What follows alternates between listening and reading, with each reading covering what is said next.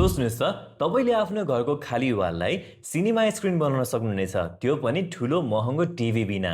तपाईले त्यो गर्न सक्नुहुन्छ हेभिटको यो स्मार्ट प्रोजेक्टरबाट, जुनमा तपाईले wireless casting, inbuilt battery, Android system, 4K support गर्ने जस्तो फिचर्सहरू पाउनुहुनेछ। तर के साँच्चीकै यो प्रोजेक्टरमा भनेको जस्तै फिचरले काम गर्ला त, कि मार्केटमा पाउने चिप प्रोजेक्टर जसरी ओभर हाइप मात्र हो? तपाईले आजको यो भिडियोमा यसको फुल एक्सपिरियन्स देख्नुहुनेछ।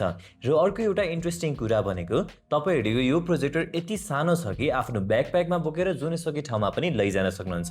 सो भिडियो अन्तिमसम्म हेर्नु होला। Let's start. ओके, सबैभन्दा सुरुमा चाहिँ हामी यसको अनबक्सिङ गरौँ है त। यो चाहिँ तपाईको टक्क हेर्नुस् ल, हामी माथिबाट काटिहालौँ। सुरुमा त हामी यसको पुरै यो निकाल्दियौँ है त, प्लास्टिकलाई निकाल्दियौँ। सट्ट यसो निकालेपछि यसको भित्र अब हामीले के पाउँछौँ हेरौँ है त। यसमा तपाईँको सिल पनि हुन्छ, यो सिललाई पनि टक्क मजाले यसरी काट्दियौँ हामीले है त। पछाडिबाट सट्ट यसरी काटेपछि ओके, अब चाहिँ यसको हामी फर्स्ट लुक हेर्छौँ है त। टक्क पछाडिबाट निकाल्यौँ। ओके, यसभित्र चाहिँ हजुरको एउटा पाउच पनि छ, त्यो चाहिँ राम्रो भयो, जसले गर्दाखेरि चाहिँ तपाईँको ब्यागलाई सट्ट हेर्नुहोस् ल। प्रोजेक्टर यति सानो छ कि यो सानो ब्याकप्याकमा मजाले नै अटिरहेको छ। ओके, यसलाई खोलौँ है त। अब यसभित्र के रहेछ भनेर हेरौँ। गाइज, मैले एक्सपेक्टै गरेको थिइनँ यो प्रोजेक्टर यति सानो हुन्छ भनेर। ल सोच्नुहोस् त, मेरो हातमा भएको यो सानो प्रोजेक्टरले तपाईँको सिनेमा लेभलको चाहिँ एक्सपिरियन्स तपाईँहरूलाई देखाउँछ। ल हेर्नुहोस् है त। ल यो तपाईँको प्रोजेक्टर भइहाल्यो, यसलाई चाहिँ हामी साइडमा राखौँ। यसमा तपाईँहरूले अर्को पाउनुहुनेछ HDMI टु HDMI केबल। त्यसपछि भनेको चाहिँ यसको तपाईँको टक्क एउटा चाहिँ चार्जर आउँछ, जुन चाहिँ तपाईँको टाइप सीमा रहेको छ। यसलाई पनि यहाँ राखौँ। अर्को भनेको त तपाईँको यसमा बक्स भइहाल्यो। र साथै यसमा चाहिँ हजुरले एउटा रिमोट पनि पाउनुहुनेछ। कि हामी रिमोट पनि निकाल्दियौँ है त। रिमोट र तपाईँको युजर म्यानुअल छ, यसलाई रिमोट राखौँ। ओके, अहिले चाहिँ हामी यसको बक्सलाई पहिला सुरुमा साइडमा राखौँ है त।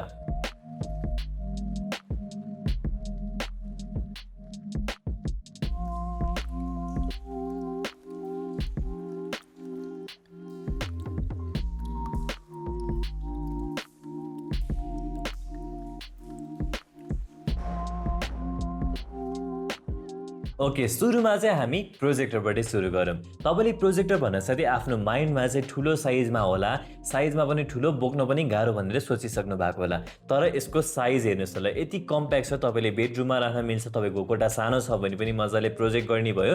अर्को भनेको तपाईँले आफ्नो रुफटपमा ट्राभल गर्दा जुनैसुकै ठाउँमा पनि मजाले युज गर्न सक्नुहुन्छ। अब यसको लेन्सको कुरा गरौँ। लेन्स चाहिँ यसको तपाईँको DLP प्रोजेक्सन टेक्नोलोजी छ, जसको मतलब यसले चाहिँ तपाईँको बेटर क्वालिटी आउने भयो पिक्चरमा। र अर्को भनेको कलर कन्ट्रास्ट पनि मजाले नै निकाल्ने भयो।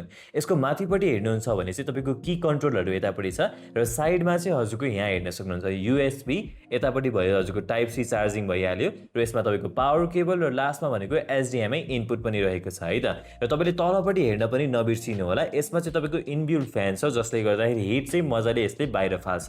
साइडमा हजुरको बिल्ट इन स्पिकरको लागि टक्क मजाको पनि छँदैछ। र मेन कुरा भनेको चाहिँ ल हेर्नुहोस्, टक्क यसलाई चाहिँ हजुर माथि यसरी निकाल्नु भयो भने चाहिँ यसरी माउन्ट पनि गरेर राख्न मिल्ने भयो है त।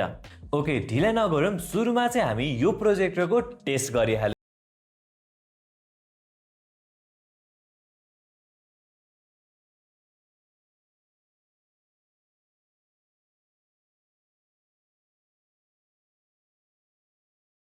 पिक्चर क्वालिटी हेरिहाल्नु भयो, कलर भाइब्रेन्टी छ। साउन्ड क्वालिटीको कुरा गर्ने हो भने बिल्ट इन स्पिकर भन्दा तपाईँले ब्लुटुथ स्पिकर कनेक्ट गर्नुभयो भने अझै बेटर एक्सपिरियन्स पाउनुहुन्छ।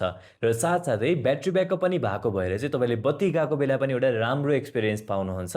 र अर्को कुरा भनेको चाहिँ मोस्ट अफ द अहिलेको आउने प्रोजेक्टरहरूमा चाहिँ एन्ड्रोइड 14 छ, तर यसमा चाहिँ तपाईँहरूको एन्ड्रोइड 9 मात्र छ, जसले गर्दाखेरि हजुरहरूलाई अलिकति चित्त नबुझ्न पनि सक्छ। प्राइसिङको कुरा गर्ने हो भने चाहिँ यसको MRP रहेको छ 65,000, तर तपाईँहरूले हाम्रो वेबसाइटबाट अर्डर गर्नुहुन्छ भने चाहिँ स्पेसल डिस्काउन्टको साथ पाउनुहुन्छ। के छ त विचार? वर्ल्ड कप आउँदैछ, हेर्ने होइन त यसपालिको वर्ल्ड कप हेभिटको यो प्रोजेक्टरबाट? कमेन्ट गरिहाल्नु होला।